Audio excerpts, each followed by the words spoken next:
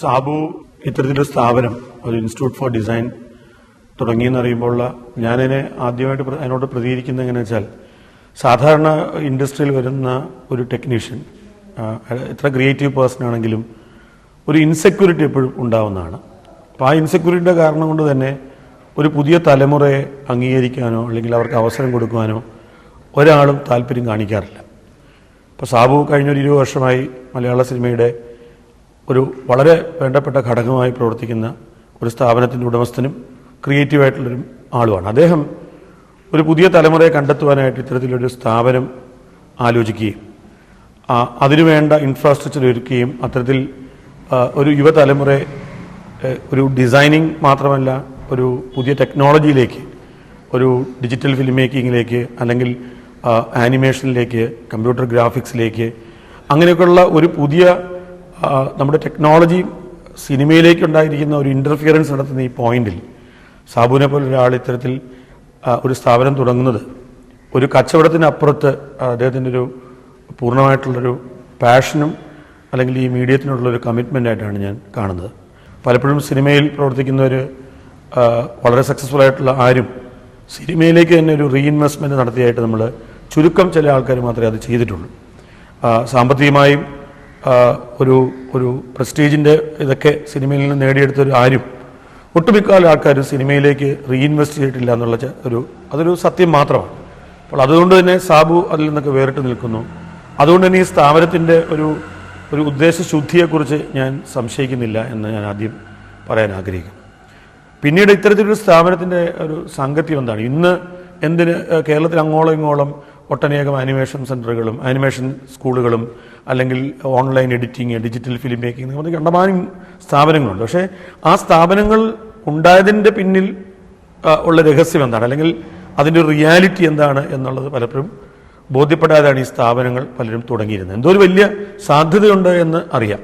അപ്പം അത്തരത്തിലുള്ള പല സ്ഥാപനങ്ങൾക്കും വേണ്ട എക്യുപ്മെൻറ്റുകളോ ഒരു കൃത്യമായിട്ടുള്ള ഒരു degree of consistency in education update ചെയ്യുന്ന ഒരു സ്വഭാവം അങ്ങനെ ഒന്നുമില്ലാത്ത സ്ഥാപനങ്ങളാണ് ബഹുഭൂരിപക്ഷവും. അതുകൊണ്ട് തന്നെ ഇന്ന് കേരളത്തിൽ അത്തരത്തിലൊരു സ്ഥാപനം ഒന്നോ രണ്ടോ എന്ന് നമുക്ക് പറയേണ്ടി വരും. മറ്റുള്ള സ്ഥാപനങ്ങളൊന്നും ഒരു മീഡിയോക്രിറ്റി സെല്ല് ചെയ്യുന്നു എന്നുള്ളൂ. അത് കൂടിപ്പോലെ 1 വർഷം അല്ല 2 വർഷം. അപ്പോൾ സാബുവിൻ്റെ സ്ഥാപനത്തിൽ പറ്റി എനിക്ക് വളരെയധികം ഉറപ്പുള്ളത് ഇതൊരു മീഡിയോക്രിറ്റിയെ കണ്ടുകൊണ്ടല്ല, ഒരു തറോ പ്രൊഫഷണൽ ചെയ്യുന്നത് കൊണ്ട് തന്നെ ഇതിനകത്തെ പ്രൊഫഷണലിസം അഷുവേർഡായിട്ട് എനിക്ക് തോന്നുന്നു. അദ്ദേഹത്തിൻ്റെ സ്ഥാപനം തീർച്ചയായിട്ടും വളരെ ഇൻസൈറ്റോടുകൂടി പ്രവർത്തിക്കുമെന്നാണ് എനിക്ക് തോന്നുന്നത്. പിന്നെ ഇന്ന് ഈ സ്ഥാപനത്തിനുള്ളൊരു റെലവൻസ്, ഇപ്പോൾ ഒരു ഉദാഹരണം ഞാൻ പറഞ്ഞാൽ, ഇന്ന് ട്രിവാൻഡ്രത്തുള്ള ഫിലിം ആൻഡ് വീഡിയോ പാർക്ക്, കിൻഫ്രയുടെ ഫിലിം ആൻഡ് വീഡിയോ പാർക്കിൽ സെൻട്രൽ ഗവൺമെൻറ് ഫുൾ ഫിനാൻഷ്യൽ അസിസ്റ്റൻസോടുകൂടി ഒരു ആനിമേഷൻ സെൻറ്റർ ഇവിടെ ഉദ്ഘാടനം ചെയ്യപ്പെടാൻ പോവുകയാണ്. അതിലേക്ക് വാൾട്ട് ഡിസ്നി ഉൾപ്പെടുന്ന പ്രമുഖരായിട്ടുള്ള പിക്സൽ ഉൾപ്പെടെയുള്ള പ്രമുഖരായിട്ടുള്ള ലോകത്തെ ഹോളിവുഡ് ചലച്ചിത്ര രംഗമായിട്ട് പ്രവർത്തിക്കുന്ന മേജറായിട്ടുള്ള എല്ലാ ആനിമേഷൻ ഗ്രൂപ്പുകളുടെയും ഒരു ഔട്ട്സോഴ്സിംഗ് യൂണിറ്റ് ഇവിടെ പ്രവർത്തനം ആരംഭിക്കാൻ പോവുകയാണ്. ഔട്ട്സോഴ്സിംഗ് യൂണിറ്റ് എന്ന് പറയുമ്പോൾ ഈ സ്ഥാപനം കേരളത്തിൽ നടത്തുമ്പോൾ കേരളത്തിൽ ആനിമേഷന് താല്പര്യമുള്ള ആനിമേറ്റേഴ്സായിട്ടുള്ള ക്രിയേറ്റീവായിട്ടുള്ള യങ്സ്റ്റേഴ്സിനുള്ള സാധ്യതകൾ വളരെ കൂടുന്നു. നമ്മൾ 20 വർഷം മുമ്പ് നമ്മൾ പറയുമായിരുന്നു IT ആണ് ഇനിയുള്ള 20 വർഷത്തെ ഇവിടുത്തെ ഏറ്റവും കൂടുതൽ പ്രൊഫൈൽ ഉണ്ടാക്കാൻ പോകുന്ന, സാധ്യതകൾ ഉണ്ടാക്കാൻ പോകുന്ന ഒരു പ്രൊഫഷൻ മേഖല. അതുപോലെ തന്നെ ഇനിയുള്ള 20-40 വർഷങ്ങൾ എൻ്റർടൈൻമെൻറ്റ് ഇൻഡസ്ട്രിയാണ് ഇവിടുത്തെ ഏറ്റവും കൂടുതൽ ബിസിനസ് പ്രപ്പോസിഷൻ നടത്താൻ പോകുന്നതെന്നുള്ളത് ലോകം മുഴുവൻ അംഗീകരിച്ച ഒരു സംഗതിയാണ്.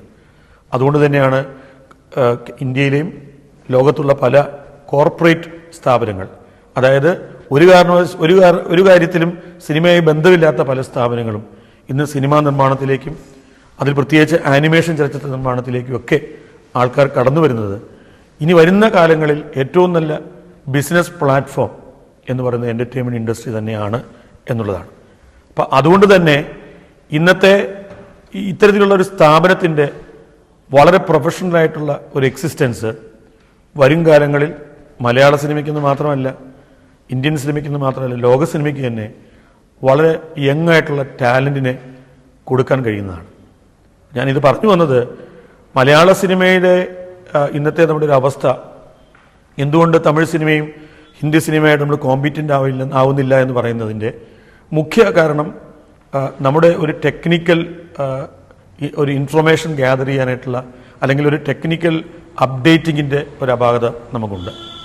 അത് ഒറ്റവാക്കിൽ നമ്മുടെ സാമ്പത്തിക പ്രതിസന്ധിയൊക്കെയാണെന്ന് പറഞ്ഞ് ഒരു ചർച്ചയിൽ ഒഴിവാക്കാമെങ്കിലും ഇത്തരത്തിൽ ഒരു ഇൻഡസ്ട്രി നിൽക്കുമ്പോൾ ഒരു ടെക്നിക്കലായിട്ടുള്ള ഇത് ഓഫ് കോഴ്സ് ഇതൊരു വളരെ ക്രിയേറ്റീവായിട്ടുള്ള എസ്തെറ്റിക് ആയിട്ടുള്ള ഒരു പ്രോസസ്സ് ആണെങ്കിൽ പോലും ഇതിനകത്ത് ഇതൊരു ക്രൂഡായിട്ടുള്ള പല ടെക്നോളജിയുടെ ഒരു ഫ്യൂസ്ഡ് ആയിട്ടുള്ള ഒരു ആർട്ട് ഫോം എന്നുള്ള നിലയ്ക്ക് ഇതിൻ്റെ ടെക്നോളജി വളരെ അത്യാവശ്യമായി ഏത് ഫിലിം മേക്കറും ഇതിനകത്ത് പ്രവർത്തിക്കുന്ന ഏത് ക്രിയേറ്റീവ് പേഴ്സണും ഒരു ടെക്നോളജി ഹാൻഡിൽ ചെയ്യുന്ന ഒരു ടെക്നീഷ്യൻ പോലും അറിഞ്ഞിരിക്കേണ്ടതാണ്. അതുകൊണ്ട് സാബുവിൻ്റെ ഈ പ്രവർത്തനത്തിന് ഞാൻ കൂടുതൽ ഒരു വിഷനോടുകൂടി കാണുന്നു. ഏതൊരു സ്ഥാപനത്തിന് അതിൻ്റെ ബിസിനസ് പ്രൊപ്പോസിഷൻ ഉണ്ടായാൽ മാത്രമേ മുന്നോട്ട് പോകാൻ കഴിയുള്ളൂ. പക്ഷെ അതോടൊപ്പം തന്നെ സാബു എന്നൊരു പ്രൊഫഷണൽ ഇത് ചെയ്യുമ്പോൾ ഞാനും അല്ലെങ്കിൽ അത്തരത്തിലുള്ള എല്ലാവരും പ്രതീക്ഷിക്കുന്നത് വളരെ കമ്മിറ്റഡ് ആയിട്ടുള്ള ഒരു പ്രൊഫഷണൽ, അതിനകത്തൊരു കോംപ്രമൈസ് ഇല്ലാതെ വളരെ ഒരു ദീർഘവീക്ഷണത്തോടുകൂടി പ്രവർത്തിക്കുന്ന സ്ഥാപനമായി ഇത് മാറും എന്ന് ഞാൻ പരിപൂർണമായി വിശ്വസിക്കുന്നു. അതങ്ങനെ തന്നെ ആവട്ടെ എന്ന് ഞാൻ പ്രാർത്ഥിക്കുകയും ചെയ്യുന്നു.